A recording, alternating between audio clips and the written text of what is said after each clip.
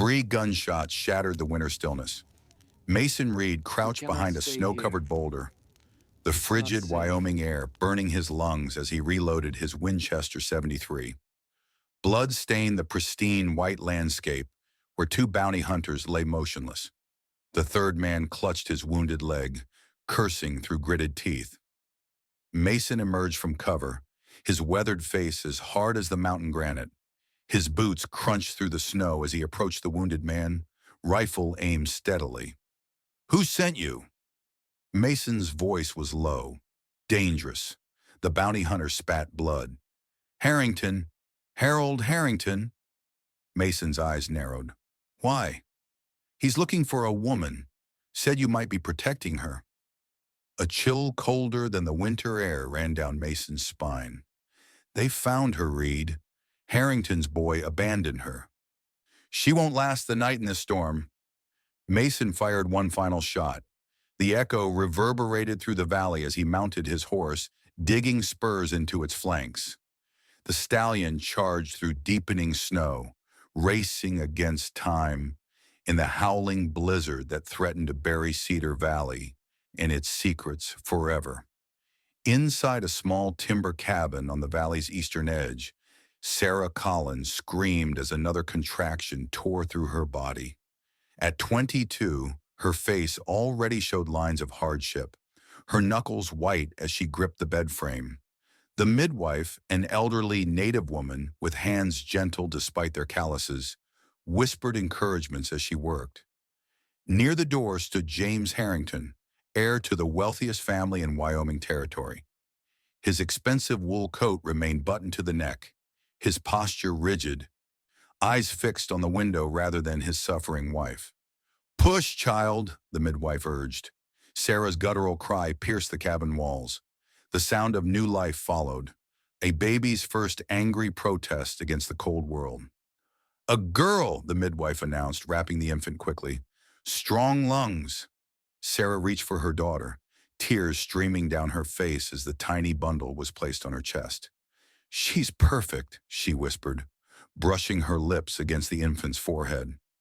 James stepped forward, his expression darkening as he looked at the child. "A girl?" His voice was flat, devoid of emotion. "Yes," Sarah replied, confusion clouding her exhausted features. "Our daughter." His jaw tightened. "I needed a son, Sarah. The Harrington name requires an heir, not a burden." Sarah's eyes widened. "James, she's your child. The Harringtons need someone to inherit the silver mine. The land, not this." He fastened his coat, turning toward the door. "You can't leave us," Sarah cried, clutching the baby tighter. "There's a blizzard out there." "I never wanted this marriage," he said coldly. "Father arranged it when you told me about the child. I needed a son to fulfill my obligation. I have no use for a daughter." The door swung open, winter's fury howling into the cabin. Without looking back, James Harrington stepped into the storm and disappeared.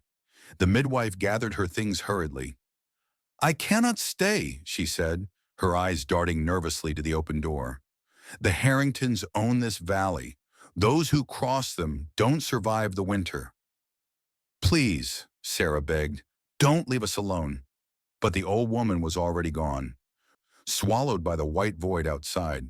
Sarah Collins, school teacher, new mother, abandoned wife, held her daughter close. The fire dwindled in the hearth, the wood supply nearly exhausted. Outside, snow piled against the windows, and the temperature dropped with each passing minute. "Emma," she whispered to the bundle in her arms. "Your name is Emma."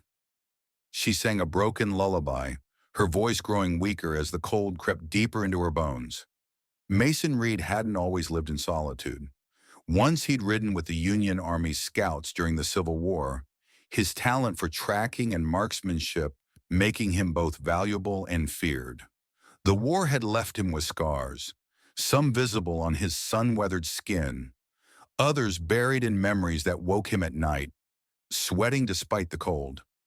After Antietam, where he'd been forced to kill a Confederate captain who'd ordered the massacre of civilians, Mason returned to a country that had no place for men like him. He'd briefly worked as a bounty hunter until hunting down the Bennett gang. When he discovered they'd slaughtered a family, including young children, something fundamental broke inside him. He'd tracked each gang member methodically, delivered cold justice with his cult peacemaker, then disappeared into the mountains of Wyoming territory.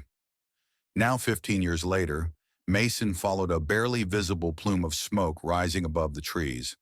The cabin came into view, half buried in snow, its chimney producing only the faintest wisp of gray against the white sky. Mason approached cautiously, Winchester ready. The door hung open, snow drifting across the threshold. Inside, the fire had died to embers.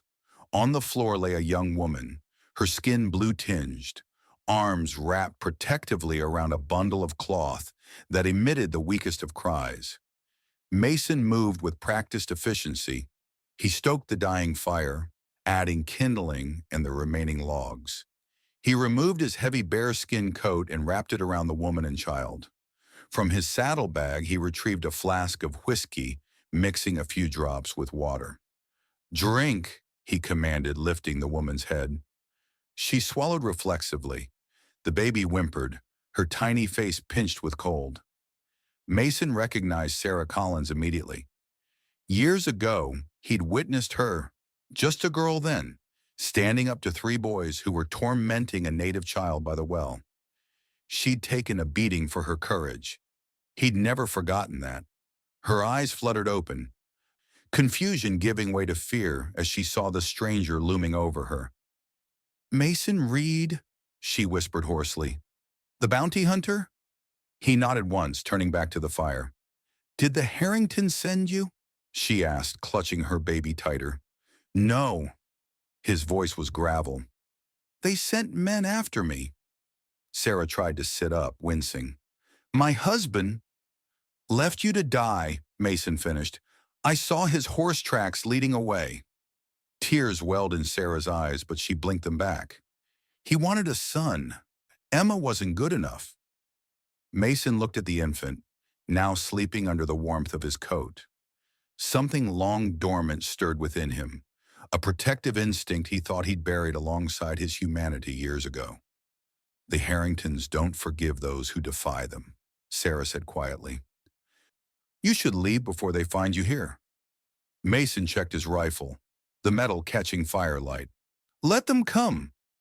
Harold Harrington built his empire on silver, blood, and broken promises.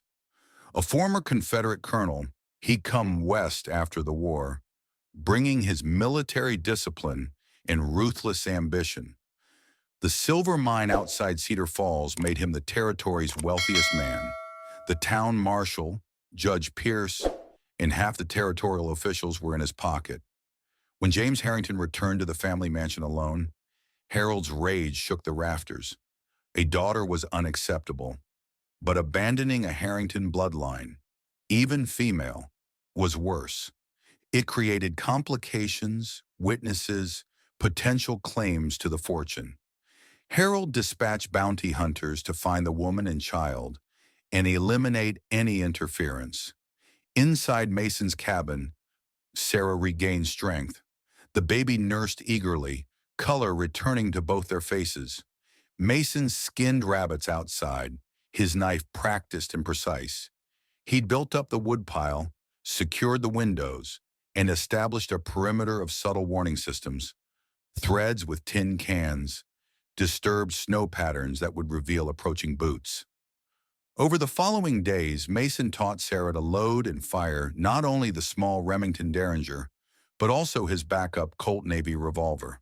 Her hands were steady, her aim surprisingly true. "You were a school teacher?" Mason asked, watching her hit a pine cone at 20 paces. "Before I met James," she confirmed, reloading carefully as Mason had shown her. "I taught reading and arithmetic to settler children and a few native youngsters whose parents worked at the trading post." "Your father was hanged for teaching native children," Mason recalled, having heard rumors years back. Sarah's eyes darkened. "The town elders claimed he was stirring up trouble. They burned our house, too. My mother sent me away before taking her own life. Mason nodded, understanding loss in ways few others could. We've both seen what men with power can do. That evening, as Emma slept peacefully in a makeshift cradle Mason had fashioned from pine, Sarah watched him cleaning his Winchester with methodical precision. "Why help us?" she finally asked. "You don't know me. You owe us nothing." Mason's hands paused. He looked up, his eyes meeting hers directly for perhaps the first time. "Because I've spent too many years watching people suffer when I could have done something." The shared pain hung between them, not romantic, but something stronger. Survivors recognizing survivors. For 3 days, Mason taught Sarah the guerrilla tactics he'd learned during the war. How to move without being seen, how to set traps for pursuers, how to use terrain to advantage against superior numbers. Harrington was Confederate cavalry, Mason explained, as they scouted the perimeter of the cabin clearing. He thinks like military, direct assault, overwhelming force. We think like scouts, strike where they don't expect, disappear before they can respond. Sarah proved an apt pupil, absorbing Mason's hard-earned knowledge with quiet determination. She learned to read tracks in snow, to estimate men's numbers from disturbed branches and footprints, to set snares that would alert them to intruders. "You're a natural," Mason observed, as Sarah correctly identified a deer trail from a human one. "I've always been observant," she replied. "Had to be, growing up as I did." Mason nodded. "Observation keeps you alive out here." That night, Mason carved a small wooden rabbit for Emma. Sarah watched his calloused hands move with surprising gentleness, the knife creating delicate ears and a tiny nose. "She's just a baby," Sarah said softly. "She won't remember any of this." "She'll know what matters," Mason replied, setting the finished carving beside the sleeping infant. That she was worth protecting. The first attack came at dawn 3 days later. 5 riders approached from the west, led by Frank Mitchell, a notorious gun for hire with a reputation for thoroughness. "They're coming," Mason said, spotting dust against the snow through his spyglass. 5 men.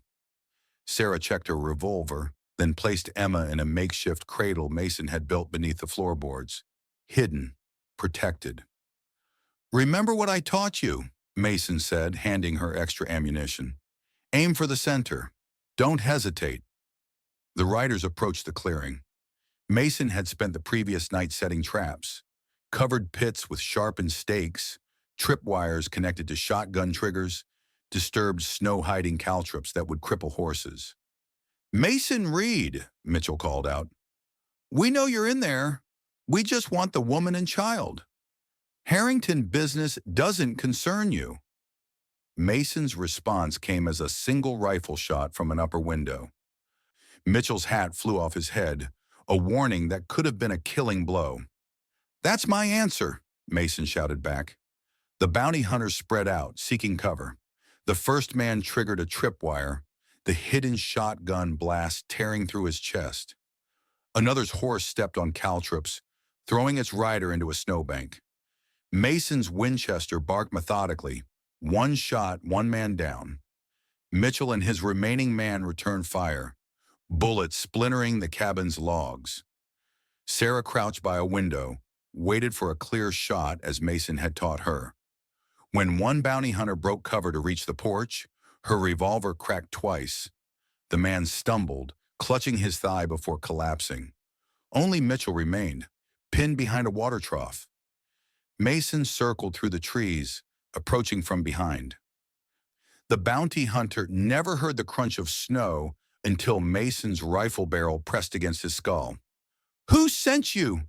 Mason demanded. "Harold Harrington," Mitchell sputtered. "He wants the woman and baby brought to him. Said to kill anyone in the way." "Tell Harrington that Sarah Collins and her child are under my protection now." Mitchell's laugh was ugly. "You think you can stand against the Harringtons? They own this territory. They'll send more men, better men." Mason's expression didn't change. I've been killing better men than you since Antietam. A single shot echoed across the valley. Word spread quickly. The infamous Mason Reed, the ghost of Cedar Valley, had defied the Harringtons. The next confrontation came from an official direction.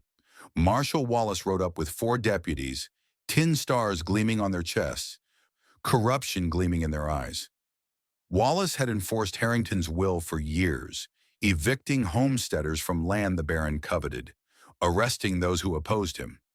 "Reed," Wallace shouted from horseback, "by the authority of—" "Law doesn't have a price tag out here, Wallace." Mason cut him off, stepping onto the porch with his Winchester. "Go back to town. I have papers for the woman. She's wanted for theft of Harrington property." Sarah emerged, revolver hidden in the folds of her skirt. "The only thing I took was my daughter, who James abandoned to die in the snow." Wallace's hand hovered near his holster. "Don't make this difficult. The baby belongs to the Harrington family." "Emma belongs to her mother," Mason stated flatly.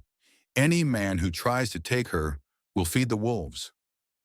Wallace drew first, but Mason had fought in the war, had survived 15 years in wilderness where hesitation meant death. His Winchester roared twice before the marshal cleared leather. 2 deputies fell from their saddles. The others opened fire, bullets splintering wood around Mason. Sarah fired from the doorway, her shot catching a deputy in the shoulder. Mason took a bullet to his arm but kept firing. When the gun smoke cleared, 3 deputies lay dead in the snow. Wallace and the wounded deputy retreated, leaving their dead behind. That night, as Sarah bandaged Mason's arm, they knew the battle had just begun. "They'll come with everything next time," Mason said grimly. "Harrington was Confederate cavalry. He'll bring an army." Sarah tied off the bandage with steady hands. "Then we don't wait for his army. We strike first." Mason studied her face. No longer the frightened woman he'd rescued from the snow, but a fighter with steel in her eyes. "We'll need help," he said finally. "Who would stand against the Harringtons?" Sarah asked. Mason's expression hardened. "I know someone who might." The next morning, Mason rode out before dawn, returning after nightfall with a slender native man named Gray Wolf, a Shoshone scout who'd served alongside Mason during the war. "The Harringtons drove my people from hunting grounds last spring," Gray Wolf explained to Sarah. "Many children starved. Mason saved my life at Antietam. Now I help save yours." That night, they formulated a plan. Gray Wolf would act as messenger and spy, moving through territory where white men would be spotted instantly. Mason drew detailed maps of the Harrington estate, recalling every entrance and guard position from when he tracked a fugitive there years earlier. "We don't kill unless necessary," Mason instructed. "Our target is evidence. The ledgers and Harold's studies showing land theft and bribery. With those, we can bring federal marshals down on him." Sarah studied the maps, memorizing escape routes and meeting points. "And if we're caught?" "We won't be," Mason said with quiet confidence. "I taught you how to move unseen. Trust your training." Gray Wolf departed for Fort Laramie, carrying a sealed message for Captain Anderson of the federal marshals, a man who'd been investigating Harrington but lacked evidence. Before Gray Wolf left, Mason handed him a package wrapped in oilskin. "The ledgers will follow. Be ready." Under cover of darkness, 3 nights later, Mason and Sarah approached the Harrington estate. While the Baron expected an army to take his home, he never anticipated 2 desperate people with nothing to lose. Mason neutralized the guards silently, using skills honed during the war. Sarah followed, carrying dynamite Mason had salvaged from an abandoned mine. They placed charges at strategic points while avoiding the main house where servants slept. In Harold's office, Sarah discovered ledgers proving the Baron had bribed officials to steal land from legitimate settlers, evidence that could destroy him if it reached federal authorities. "These are what we need," Sarah whispered, stuffing the books into her satchel. As they prepared to leave, a noise from the doorway made them freeze. James Harrington stood there, a glass of brandy in his trembling hand. "Sarah," he gasped, backing away. Mason moved like lightning, pinning James against the wall. Colt pressed under his chin. "Not a sound," he hissed. "Please," James whimpered. "I never wanted any of this." "Tell her the truth," Mason demanded, pressing harder. "Why did you leave them to die?" "I never wanted to marry you," James confessed to Sarah, trembling. "Father arranged everything when you got pregnant. We needed a male heir for the estate. A daughter was worthless to us. So you left us to die," Sarah said, her voice ice. "Father will kill you both," James warned. "You don't know what he's capable of." "We know exactly what Harringtons are capable of," Mason replied, striking James unconscious with his pistol butt. They slipped away, leaving a message carved into Harold's desk. "Justice comes for all men." As they rode away, Sarah carried the precious ledgers. At a predetermined spot 10 miles south, they met Grey Wolf, who took the evidence. "I'll get these to Fort Laramie by morning," he promised. "Captain Anderson is waiting with federal marshals. They'll come once they have proof." 3 days, Mason calculated. "We need to hold out 3 days. Sarah looked back at the distant lights of the Harrington estate. "Harold won't wait that long." Mason nodded grimly. "That's why we prepare for war." Harold Harrington's response was swift and overwhelming. When he discovered the stolen ledgers and the message left in his study, his rage knew no bounds. He assembled every gunman on his payroll, 15 armed men, and led them personally to Mason's cabin at dawn. Inside, Mason and Sarah had prepared for days. Escape tunnels dug beneath the snow. Firing positions reinforced. Extra ammunition cached throughout. Traps set along every approach. "Remember," Mason told Sarah as they heard horses approaching, "we only need to hold until Anderson arrives. Don't take unnecessary risks." "For Emma," Sarah said, checking her revolver one final time before kissing her daughter's forehead. The baby slept peacefully in the hidden space beneath the floorboards, protected by thick wood and blankets. "For Emma," Mason agreed. Harold Harrington sat tall on his white stallion, surveying the cabin with contempt. "Mason Reed," he shouted. "Send out the woman and child, and I might let you live." Inside, Mason positioned himself at a reinforced window. "You know my answer, Colonel," he called back. "You're outnumbered, Reed. There's no escape this time." "I'm not looking to escape." Harold's patience ended. "Burn them out." The attack began with flaming arrows arcing toward the roof. Mason's shots picked off 2 arsonists before they could light more. Sarah fired through window slits as men charged the cabin. The battle transformed the peaceful valley into a war zone. Men fell to Mason's expert marksmanship and the traps surrounding the property. Sarah proved herself a quick study with firearms, her teacher's precision now applied to a deadlier skill. A dynamite charge Mason had buried exploded, sending 3 attackers flying.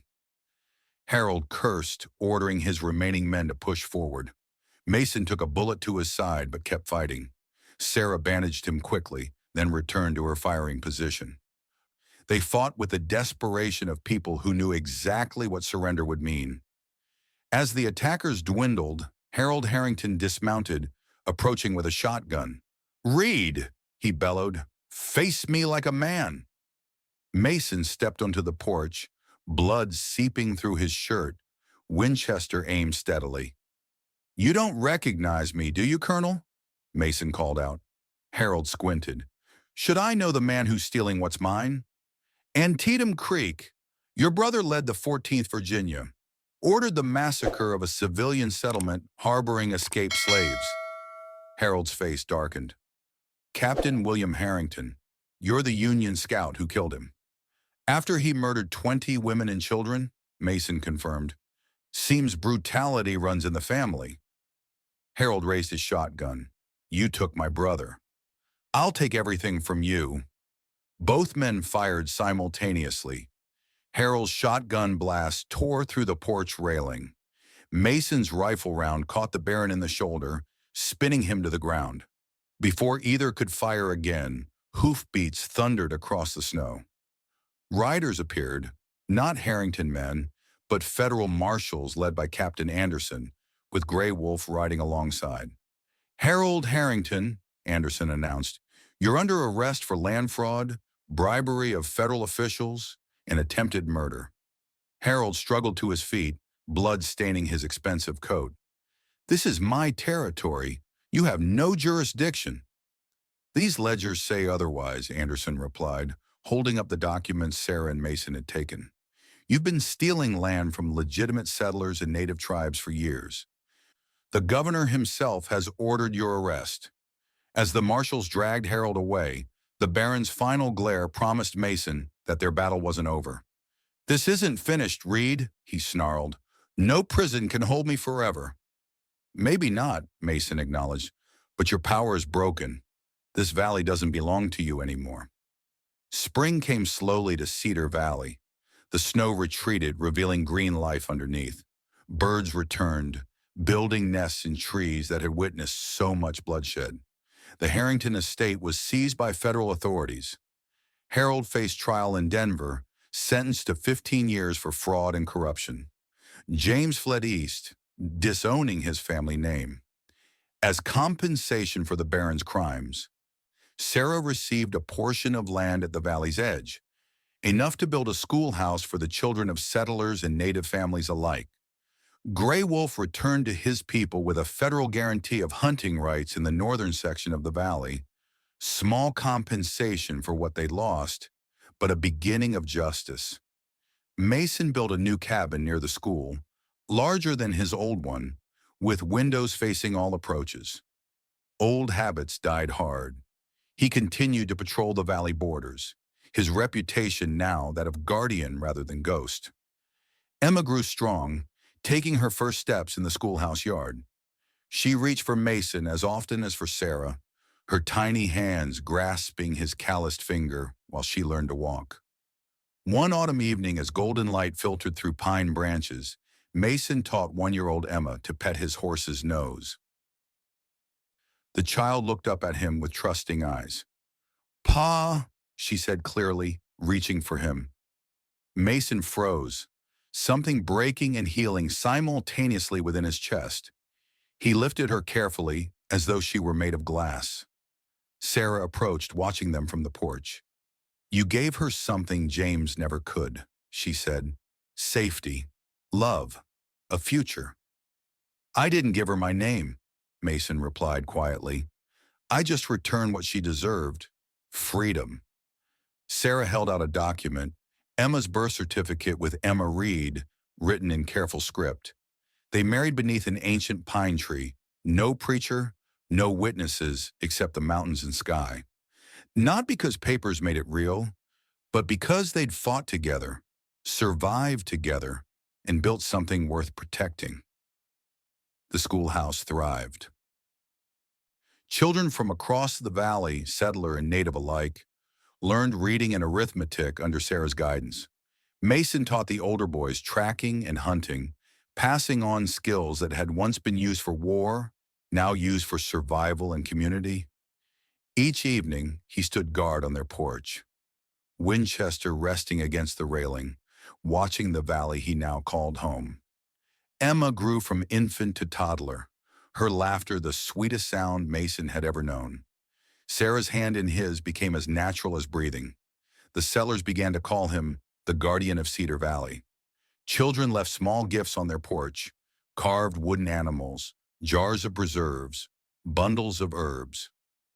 The Shoshone hunters nodded respectfully when they passed. Mason had fought for something larger than himself for the first time since the war, and found peace in the process. But the past never truly dies. One crisp autumn morning, a lone rider appeared on the horizon, approaching steadily. Mason's hand moved instinctively toward his rifle until he recognized the federal marshal's uniform. The rider delivered a telegram before continuing toward town.